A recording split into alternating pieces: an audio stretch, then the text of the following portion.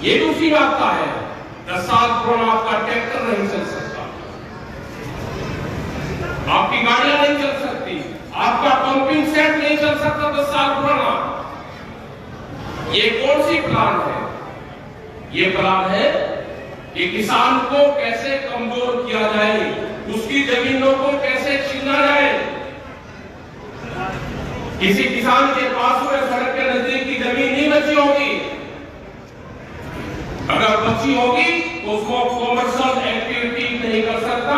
NH के law आ गए हैं कि आप 500 मीटर तक कोई भी पेंशन की दुकान, कोई होटल, ढाबा, रेस्टोरेंट आप नहीं खोल सकते, आपको सरकार से परमिशन लेनी पड़ेगी। कैसे ये चलेगा? दूध का कानून आ रहा है आपके यहाँ पे, और खुला दूध भी आप डब्बे में नहीं बेच सकते। आपको कंपनी के जो एजेंसी होगी उसको बेचना पड़ेगा, वो कंपनी में जाएगा और पैकिंग का दूध मिलेगा। अगर कोई शहर के लोग खरीदेंगे तो पैकिंग का खरीदते हैं। तो सारी जगह से हमारे किसानों को बांधने की कोशिश करी जा रही है। ये तो आंदोलन चल रहा, धन्यवाद देना चाहते हैं कि दिल्ली के चारों तरफ जो आंदोलन है उसमें दिल्ली को चारों तरफ से बांध के घेर रखा है, कोई खुलने का रास्ता नहीं। प्रेस के लोग भी हमारे गांव के लोगों से उल्टे सीधे सवाल पूछते हैं, कहते हैं सुप्रीम कोर्ट ने कहते हैं कि रास्ते खोल दो। आपको जानकारी होगी कि सुप्रीम कोर्ट, हाई कोर्ट ने अगर कहा है तो स्टेट सरकार को कहा है किसानों के पास में न किसान पार्टी है, न किसानों को उसको पार्टी बनाया गया। हमारी तरफ से रास्ते खुले दिए, वहां पे जाओगे तो रास्ते हमने रास्ते दे रखे हैं। अगर रास्ते रोके हैं तो भारत सरकार ने रास्ते रोक रखे हैं, कोई किसान ने रास्ते नहीं रोके।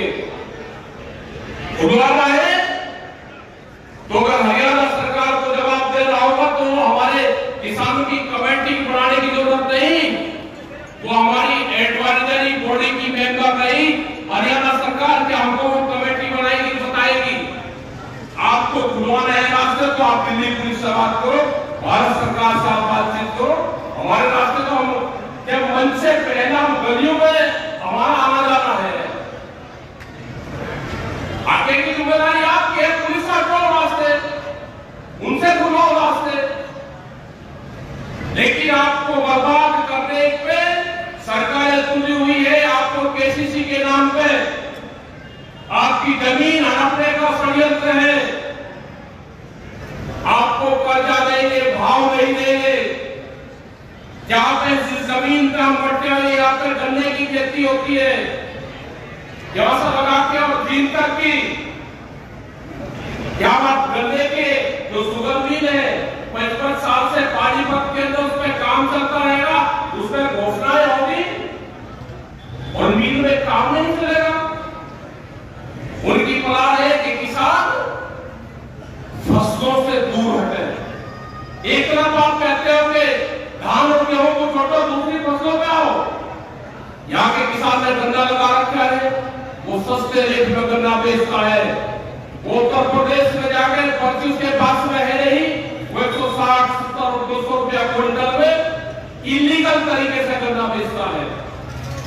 अगर उसने उत्तराखंड के अंदर गन्ना बेचा पिछले 4 साल पहले, हरियाणा का बहुत गन्ना पहली बार वहां पे गया, वहां के अधिकारियों ने कहा कि इनके चालान कटेगा। हमने एक भी ट्रैक्टर का चालान हरियाणा के किसी भाई का कटने नहीं दिया। वो मंडी का हो, आरटीओ हो, पुलिस विभाग हो, यहाँ से 2 ट्रॉली उठे गई है। हमने कहा कि हरियाणा का किसान पहली बार यहाँ पाया है। हम बहुत दिन से वहां पर अपनी फसलें बेचते हैं, हमारा आपस का आन जान और लेन देन है।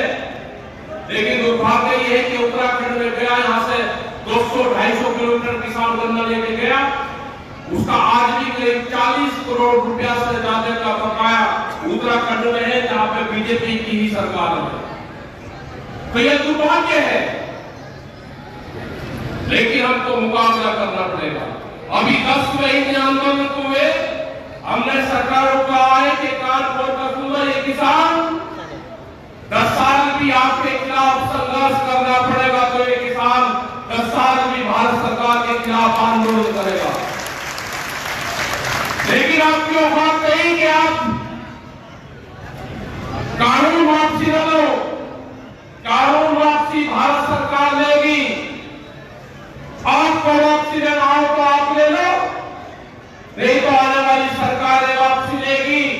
जिनको भारत में राज करना होगा उनको कानून वापसी लेना होगा। ये कानून हम लागू नहीं होने देंगे, संघर्ष होगा। अगर किसान 10 महीने से वापसी नहीं आया तो आने वाले टाइम पे भी किसान वापसी नहीं आएगा।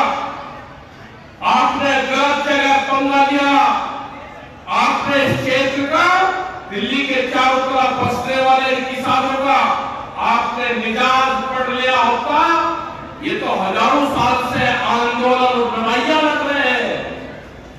आपने अगर इतिहास पढ़ लिया होता तो आप ये काले कानून लेकर नहीं आओगे। आपने काले कानून लेकर आए, ये किसान आपको छोड़ेगा नहीं। आपका मुंह जमीन में दबा कर रखा, ये किसान तो कबड्डी खेलने वाले लोग हैं, तो कुश्ती करने वाले लोग हैं, ये तो मिट्टी में खेलने वाले लोग हैं।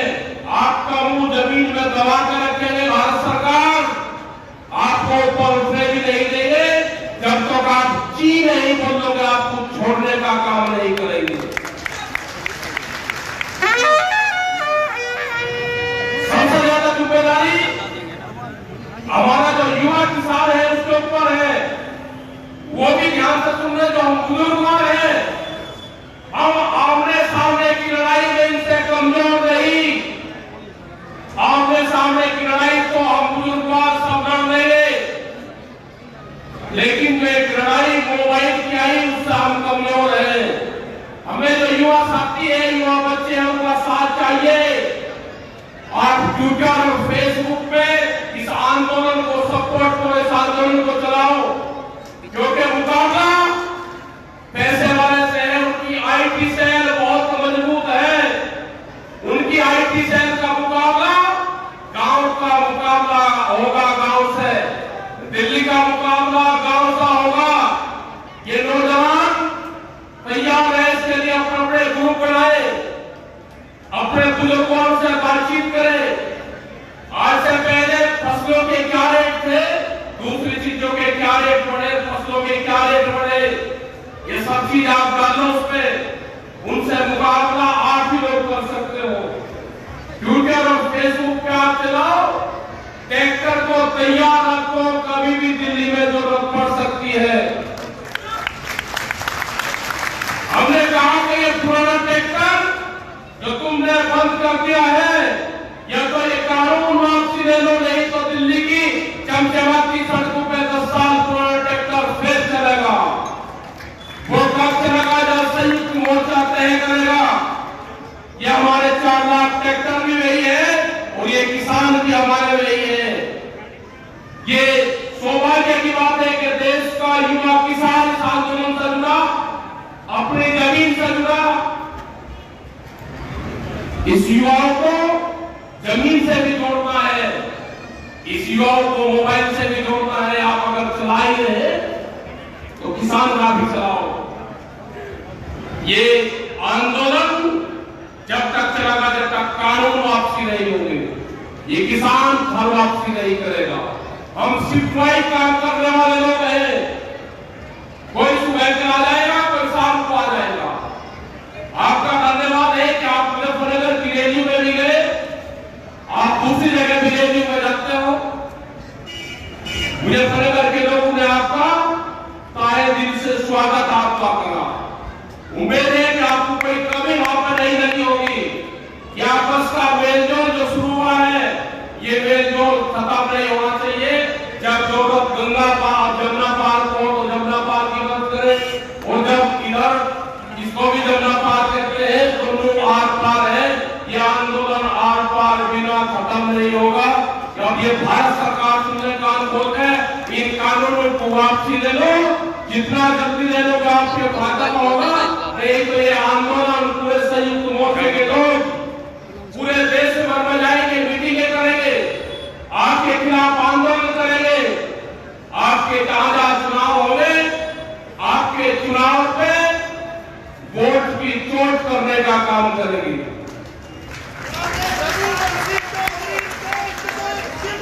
पंजाब, उत्तराखंड, उत्तर प्रदेश, सब जगह मीटिंग होगी, मीटिंग चल रही है, बहुत सी मीटिंग हो रही है और वहां पे जनता इनके साथ नहीं है।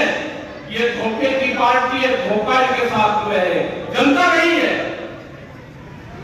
आप अपने आंदोलन को मजबूत रखो, अपना धंधा मजबूत रखो। बिल्कुल जीत एक दिन इस किसान की होगी, जीत आप पंचायत की होगी, जीत इस देश के युवा किसान की होगी, जो 14 करोड़ लोग बेरोजगार हैं उसकी होगी। जीत हमारी महिलाओं की होगी, बहुत बड़ी भागीदारी देश में महिलाओं की है।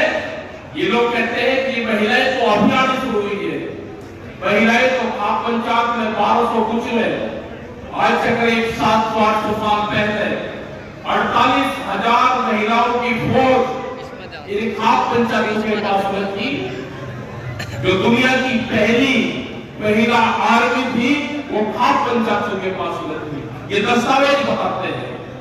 तो आप लोगों ने बात सुनी, क्योंकि मेरी माताएं बहनें बड़ी उतावली है, क्योंकि 4 बजे दूध का टाइम हो जाता है।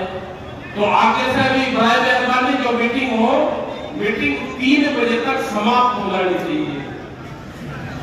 3 बजे तक बिल्कुल समाप्त हो जाए, 4 बजे तक घर पहुंच जा। अपना देखो, इनको भैंस से ज्यादा प्यार है,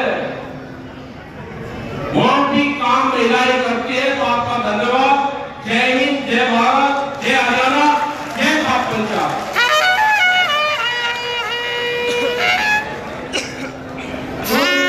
खबरों में बने रहने के लिए फोरम 4 को सब्सक्राइब करें और नोटिफिकेशन पाने के लिए बेल आइकन दबाएं।